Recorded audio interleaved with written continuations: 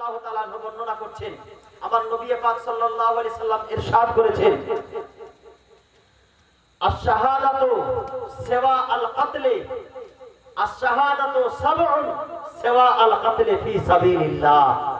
অর্থাৎ আল্লাহর রাস্তায় নিজের গর্দন কাটিয়ে দেওয়া ছাড়া 7 কোয়ালিটির শাহাদাত আছে। 7 রকম মরণ হলে আল্লাহ শাহাদাতের দরজা দিবে। শহীদ হওয়ার যে মর্যাদা, সেই মর্যাদা খানা 7 রকম মৃত্যু ব্যক্তিরা পায় 7 রকম মরণে। সেই মরণ 7 রকম কি?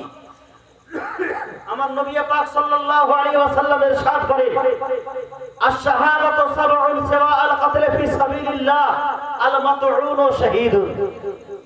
একদিক থেকে গণান, আল-মাতউন শাহীদুন। যারাকে তাউনের অসুখ আছে, তাউনের অসুখে অসুস্থ হয়ে যে রোগী রোগান্বিত হয়ে মরে যায়, তাকে আল্লাহ শহীদের দরজা দেয়। তাউন কাকে বলা হয় বুঝা গেল না? আমিও বুঝতে পেরেছিলাম না। আমারও কোন শিক্ষক উপযুক্ত কোন মুফতি সাহেব বুঝিয়েছেন যে তাউন এমন একটা অসুখ, এখনকার যুগে কাউকে দেখতে খুব কমই পাওয়া যায়। যারা বয়স্ক বাবাজি তারা বুঝতে পারবেন যে শরীরের মধ্যে ঘন্টা খানিকের মধ্যে গোটা শরীরে ফোড়ার মতো, ফোড়া বলি না আমরা, যেমন একটা ফোড়া হলে কেমন ব্যথা হয়, গোটা শরীরে ফোড়ার মতো ফুটবে। আর সেই বিষ এত বিষাক্ত বিষ, 1 ঘন্টা হয়তো বাঁচবে রুগীটা, তারপরে সে মারা যাবে ছটপট করে। ওই রোগে আক্রান্ত হয়ে যদি কোনো মানুষ মারা যায়, আল্লাহ পাক তাকে শহীদের দরজা দিবে। মহব্বতে বলেন সুবহানাল্লাহ। আচ্ছা, শহীদের মরণ যদি পাওয়া যায়, এটা আল্লাহর নিয়ামত হবে কিনা? অবশ্যই হবে। আল্লাহর নবী বলেন, আল মাতউন শাহীদুন, আল মাবতুন শাহীদুন। মাবতুন বলা হয় পেট, বাতানুনের বহুবচন হচ্ছে মাবতুন। মাবতুন মানে পেট, মাবতুন শাহীদুন। অর্থাৎ পেটের অসুখে যারা মারা যায় তারা শহীদ হয়। মহব্বতে বলেন সুবহানাল্লাহ। পেটে টিউমার হয়ে গিয়েছে, বাস্ট হয়ে গেল, মরবে, শহীদের দরজা পাবে। আমার নবী বলেছেন, পেটে হঠাৎ ব্যথা, বিকট ব্যথা, থাকতে পারে না, ছটপট করে মারা গেল, আল্লাহ তাকে শহীদের দরজা দিবে।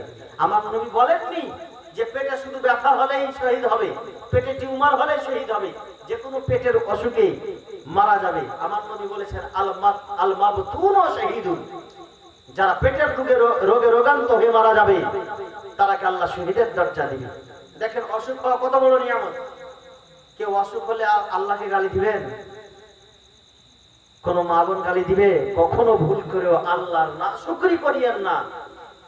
আমার নবী বলেছেন, যদি জ্বর হয় তো জ্বরে গুনাহ খাতা এমন ভাবে ঝরে যায়, যেমন ভাবে একটি লোহার হাতিয়ারকে আগুনের ভাট্টিতে রেখে বের করে আবার হাতুড়ি দিয়ে ঠুকলে যেমন তার মরিচা ছুটে যায়, তেমন ভাবে যখন মানুষকে জ্বর হয় তো জ্বরের জন্য তার শরীরের গুনাহ খাতা ঝরে যায়। মহব্বতে বলেন সুবহানাল্লাহ। জ্বর হলে আর উল্টো পাল্টো কথা বলবো? কখনোই বলবো না। আল্লাহ শুকরিয়া আদা করুন। আল্লাহ, তুমি অসুখ দিয়েছো, তুমিই ভালো করবে। অসুখের মালিক যে আল্লাহ, সুস্থতারও মালিক সেই আল্লাহ, খাবারের মালিক যে আল্লাহ, পানাহারের মালিক সেই আল্লাহ। হক লা ইলাহা ইল্লাল্লাহ। বেরাদারের ইসলাম, আমার নবী পাক সাল্লাল্লাহু আলাইহি সাল্লাম বললেন, আল মাবতুন আল মাতউন শাহীদুন, আল মাবতুন শাহীদুন। 2 রকম হলো।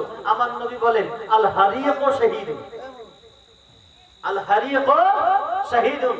যারা পুড়ে মারা যায় অনিচ্ছাকৃত, এরকম না যে বাড়িতে ঝামেলা হয়েছে আর কেরোসিন তেল গোটাই শরীরে ঢেলে আর আগুন জ্বালিয়ে দিলাম, পুড়ে মরে গেলাম, এরকম করলে হবে গো? হবে না। পুড়ে মারা গেছে, বাড়িতে গ্যাস আছে, রান্না করতে গিয়েছে বৌমা, মা, মেয়ে, রান্না করতে করতে দেখা গিয়েছে যে কি হয়েছে, গ্যাসটা হঠাৎ বাস্ট হয়ে গেল। অনিচ্ছাকৃত ভাবে বাঁচতে পারলেন না, মুমিন মুসলমান ছিলেন, আর অনিচ্ছাকৃত ভাবে জ্বলে পুড়ে মারা গেল। সেই মরণটাকে আল্লাহ পাক বলেন, আমার নবী বলেন যে সেই মরণটা শহীদের মরণ। আল্লাহ পাক তাকে শহীদের দরজা দিবে। মুহাব্বতে বলেন সুবহানাল্লাহ। আল হারিক শাহীদুন, আল গারিক শাহীদুন। যারা ডুবে মারা যাবে তারাকে আল্লাহ পাক শহীদের দরজা দিবে। যারা ডুবে মরবে, নৌকাতে পার হচ্ছি, নৌকা ডুবে গেল, আমিও ডুবে গেলাম, মরে যাব, মরে গেলাম, আল্লাহ পাক শহীদের দরজা দিবে। এটা নয় যে যুবক বয়সে ঝামেলা করেছি স্ত্রীর সঙ্গে আর ফারাক্কা নদীর ব্রিজে গিয়ে ডুবে গেলাম, হবে না, জাহান্নামে যাবে। কিন্তু নদী পার হতে গিয়ে, পুকুরে স্নান করতে গিয়ে অনিচ্ছাকৃত ভাবে ডুবে গেলাম, আল্লাহ পাক শহীদের দরজা দিবে। আল হারিক শহীদুন আল গারিক শহীদুন, 4 রকম হয়ে গেল। আমার নবী পাক সাল্লাল্লাহু আলাইহি ওয়াসাল্লাম ইরশাদ করেন,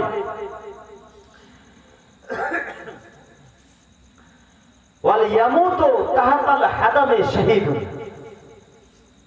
যারা দেওয়ালের তলে চেপে মারা যায় তারাকে আল্লাহ শহীদের দরজা দিবেন। এটাকে অ্যাক্সিডেন্ট বললেই চলে, এটা একটা অ্যাক্সিডেন্ট। বাড়ির সামনে দাঁড়িয়ে আছেন, হঠাৎ করে ভূমিকম্প হলো, বাড়ি ভেঙে পড়ে গেল, আপনি চেপে গেলেন, মরে গেলেন, আল্লাহ পাক আপনাকে শহীদের দরজা দিবেন। আল হারিক শহীদুন আল গারিক শহীদুন আল ইয়ামুতু ওয়া ইয়ামুতু তাহতাল হাদামে শহীদুন ওয়া তামুতুল মারাতু বিজুমুইন শহীদুন। আল্লাহর নবী বলেন যে 7 নম্বর যেটা মরণ, আর একটি হচ্ছে যে তাউনের অসুখ, যেটা আল মাতউন শহীদুন, তাউনের অসুখ যেটা, সেটা। আর একটা হচ্ছে নিউমোনিয়ার অসুখ, যেটা নিউমোনিয়া, যেটা আমরা বলা হয়, ব্র্যাকেটে লেখা আছে কিতাবের মধ্যে নিউমোনিয়া। নিউমোনিয়ার অসুখ যদি হয়ে মারা যায়, নিউমোনিয়া আমরা যেটা শুনেছি, মানুষকে যাকে হয় তো 2বার 3বার হয়, 2-3 বার কিন্তু হলে নাকি মানুষ মরেও যায় সঙ্গে সঙ্গে, তার ট্রিটমেন্ট না হলে। এটা হয় না বাবা? যাও শুনেছি, কিন্তু ওখানে ব্র্যাকেটে কিতাবে লেখা আছে নিউমোনিয়া। ওই নিউমোনিয়ার অসুখটা যদি হয় আর মারা যায় তো আল্লাহ পাক তাকে শহীদের দরজা দিবে। আল্লাহ যেটা 7 নম্বর, সেটা হচ্ছে ওয়া তামুতুল মারাতু বিজুমুইন শহীদুন। মেয়েরা যখন বাচ্চা প্রসব করতে গিয়ে ইন্তেকাল হয়, তখন তাকে আল্লাহ তাবারাক ওয়া তাআলা শহীদের দরজা দেয়। বেরাদারের ইসলাম, আজকে বাচ্চা আমি জন্ম দিলাম, বাচ্চাকে জন্ম দেওয়ার পরে বেরাদারের ইসলাম তাকে সুশিক্ষায় সুশিক্ষিত করব, কিন্তু একজন মা বাচ্চা প্রসব করার সময় যে একজন মায়ের যা কষ্ট হয়, একজন বাবা তা বুঝতে পারবে না, আমাদের মতো পুরুষ তা বুঝতে পারবে না। একজন মাই সেই কষ্ট বুঝতে পারে এবং আল্লাহ পাক সেই কষ্ট বুঝতে পারে। সেই কষ্টের পরিবর্তে সেই কোন মা যদি বাচ্চা প্রসব করতে গিয়ে যদি মারা যায়, আল্লাহ তাবারাক ওয়া তাআলা সেই মাকে জান্নাত দেবে, এমনকি জান্নাতের মধ্যে শহীদের দরজা দিবে। বিরাদারের ইসলাম, আমাদেরকে অসুখ বিসুখ অনেকই হচ্ছে, যদি অসুখ বিসুখ হয় তো খবরদার আল্লাহর সম্পর্কে কোনো কথা না বলে আল্লাহর শুকরিয়া আদায় করবেন। আপনার গুনাহ খাতা সমস্ত কিছু ঝরে যাবে, আল্লাহর রহমত হবে। যদিও আপনার দুনিয়ার মধ্যে প্রকাশ্য হবে সেটি কষ্টদায়ক কাজ, কিন্তু আল্লাহ তাবারাক ওয়া তাআলা বড় ধরনের একটি নিয়ামতের অধিকারী আপনি হয়ে যাবেন। বিরাদারের ইসলাম, যারা কেউ অসুখ বিসুখ হয়, এই সমস্ত হাদিসকে কেন্দ্র করে একজন বিখ্যাত আল্লামা এর বিশ্লেষণে বলেছেন যে আল্লাহ পাক সবচাইতে বেশি কষ্ট দেয় পৃথিবীতে যারা আল্লাহর বেশি প্রিয়। মহব্বতে বলেন সুবহানাল্লাহ। একখানা হাদিস আছে, আমার নবী মুস্তাফা সাল্লাল্লাহু আলাইহি সাল্লামকে সাহাবায়ে কেরাম জিজ্ঞেস করছে, ইয়া রাসূলুল্লাহ, ইয়া হাবিবাল্লাহ, আল্লাহ তাবারাক ওয়া তাআলা পৃথিবীর মধ্যে সবচাইতে বেশি কষ্ট কাকে দেয়? আল্লাহর নবী বলেন, সবচাইতে বেশি নবীদেরকে কষ্ট হয়। মহব্বতে বলেন সুবহানাল্লাহ। হযরত জাকারিয়া আলাইহিস সালামের মাথা থেকে পায়ের পাতা পর্যন্ত আড়ি দিয়ে কাটা হলো, উফ পর্যন্ত করেননি হযরত জাকারিয়া আলাইহিস সালামকে। ইউনূস আলাইহিস সালাম মাছের পেটে 40 দিন থাকলেন। হযরত ইউসুফ আলাইহিস সালাম কুয়ার মধ্যে থাকলেন। বিরাদারের ইসলাম, হযরত ইব্রাহিম খলিলুল্লাহকে অগ্নি নিক্ষেপ করা হলো, হযরত ইসমাঈল জাবিহুল্লাহকে ছুরির নিচে যেতে হলো, হযরত মুসা কালিমুল্লাহকে সফর করে ফেরাউনের হাত থেকে পালাতে হলো। প্রত্যেক নবীর উপরে আল্লাহ পাক বড় ধরনের কি বলে কষ্ট দিয়েছে। বিরাদারের ইসলাম, সেই সমস্ত কষ্ট বান্দারা সহ্য করতে পারবে না, যেই বড় বড় কষ্ট নবীদের প্রতি এসেছে। সুবহানাল্লাহ। কিন্তু আল্লাহর নবী ইরশাদ করেন যে সবচাইতে বেশি কষ্ট আল্লাহ পাক নবীদেরকে দেয়। বলে তারপরে কাদেরকে? বলে তারপরে তার সহচরদেরকে, অর্থাৎ সাহাবীদেরকে। বলে তারপরে কাদেরকে? বলে তারপরে যার বেশি মর্যাদা থাকে। বলে তারপরে কাদেরকে? বলে তারপরে যার বেশি মর্যাদা থাকে, অর্থাৎ যে বেশি নেককার হবে তাকে বেশি অসুখ হবে। কোন মানুষ যদি অসুস্থ হয়ে 6 মাস ধরে পড়ে থাকে, আমরা কি বলে থাকি? খুব দুর্ভাগ্য, খুব পাপ করেছিস, আসলে টান ভালো করে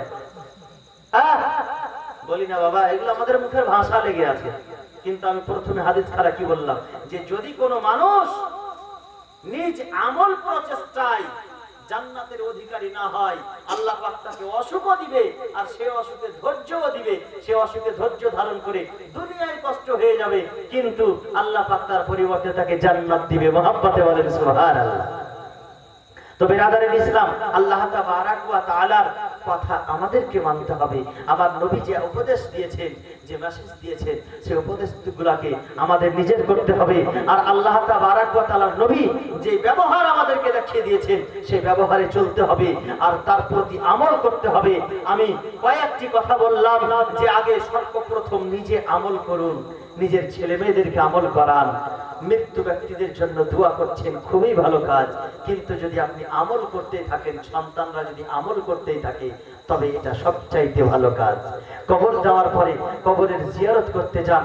মা বাবার কবরের যদি জিয়ারত করে ছেলেরা, তো দুনিয়ায় যদি জিয়ারত করেন জিন্দা বাপ মায়ের, কোন ছেলে সওয়াবের নিয়াতে, নেকির নিয়াতে বাপ মাকে মুচকি মেরে হেসে যদি একবার দেখে, একটা মকবুল হজের সওয়াব পায়। মহব্বতে বলেন সুবহানাল্লাহ। আর যদি কবরের জিয়ারত করতে যাই, আমার নবী ইরশাদ করেছেন যে তার গুনাহ খাতা মিটিয়ে দেওয়া হয়। মহব্বতে বলেন সুবহানাল্লাহ। বলে কোন ছেলে গিয়ে কবরের জিয়ারত করছে মায়ের বা বাপের, তারও গুনাহ খাতা মিটে যায় মা বাপের ওসিলাতে। বেরাদারিন ইসলাম, এই বাপ মা সুবহানাল্লাহ, আর মায়ের পদতলে হচ্ছে ছেলেদের মেয়েদের জান্নাত, ছেলেদের জান্নাত। আর বাপের রাজিতে আল্লাহ রাজি। এই মা বাপকে রাজি করেন আর মা বাপের খিদমত করেন। যাদের চলে গিয়েছে তারা কোথায় পাবে বাপ মা? বেরাদারিন ইসলাম, কোথায় পাবে? আর তারা, তাদেরও করণীয় এটাই যে বাপ মায়ের জন্য সাদকা করেন, বাপ মায়ের জন্য দান খায়রাত করেন, বাপ মায়ের জন্য দোয়া ফাতিহা করেন, বাপ মায়ের জন্য জিয়ারত করেন।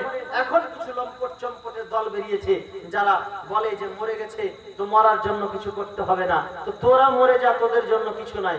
কারণ বলা হয়েছে মার গেয়া মারদুদ না ফাতিহা না দরুদ, তোরা মারদুদ বলে তোদের জন্য কিছু নাই, আমাদের জন্য আছে। হযরতে আয়েশা রিওয়ায়াত করেন 336 পৃষ্ঠার মধ্যে, বুখারী শরীফ প্রথম খণ্ডের মধ্যে হযরতে আয়েশা বর্ণনা করেন যে জাআ রাজুলুন, একজন ব্যক্তি আসলেন, ওয়াসইলা আনিন নবী সাল্লাল্লাহু আলাইহি সাল্লাম, এবং আমার নবী সাল্লাল্লাহু আলাইহি সাল্লামকে জিজ্ঞাসা করলেন। কি জিজ্ঞাসা করলেন? ইয়া রাসূলুল্লাহ, ইয়া হাবিবাল্লাহ, ইন্না উম্মি উফতুলাত নাফসুহা ওয়া আযুন্নুহা লাউ তাকাল্লামা তাসাদদাকা ফাহাল লাহা আজরুন বিহা, ফাহাল লাহা আজরুন বিহি ইন তাসাদদাকতু বিহি আনহা। ইয়া রাসূলুল্লাহ, যখন আমার আম্মা মারা যায়, হঠাৎ করে মারা গিয়েছে, আমি অনুভব করলাম যদি আমার আম্মা কথা বলার সুযোগ পেতেন হয়তো সাদকা করতে বলতেন, কিন্তু আমার আম্মা যে মারা গেছে ইয়া রাসূলুল্লাহ, হঠাৎ করে মারা গেছে, আমি যদি আমার আম্মার পক্ষ থেকে সাদকা করি, আমার আম্মা কি সেই সওয়াবটা পাবে? আমার নবী বলেছেন নাম, অর্থাৎ পাবে।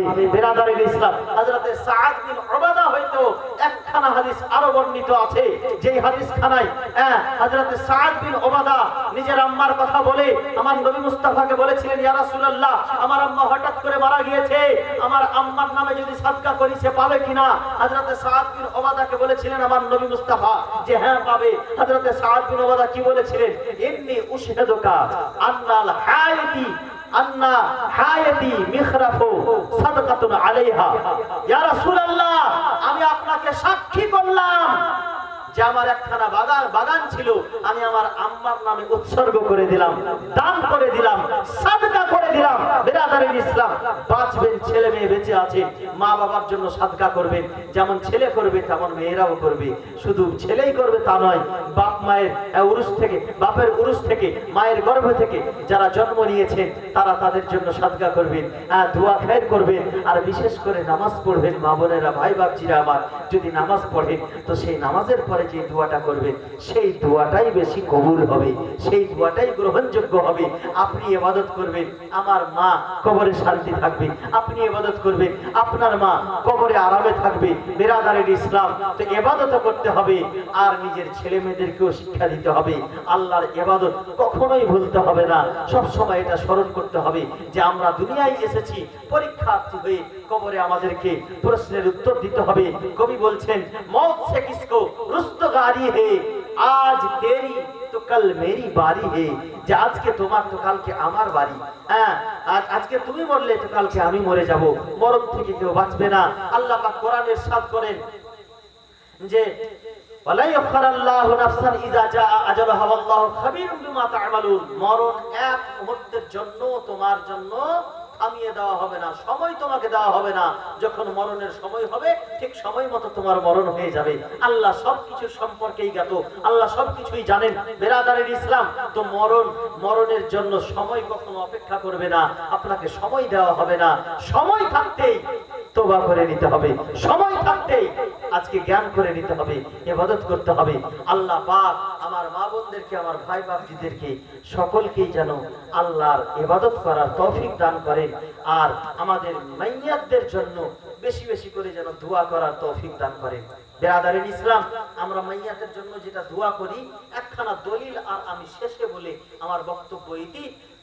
আমরা যে মাইয়াতের জন্য দোয়া করি, তো অনেক লোক এখন দুনিয়ায় বেরিয়েছে যারা বলে যে যারা মরে গেছে তার জন্য আবার দোয়া কিসের, বলে না বাবা।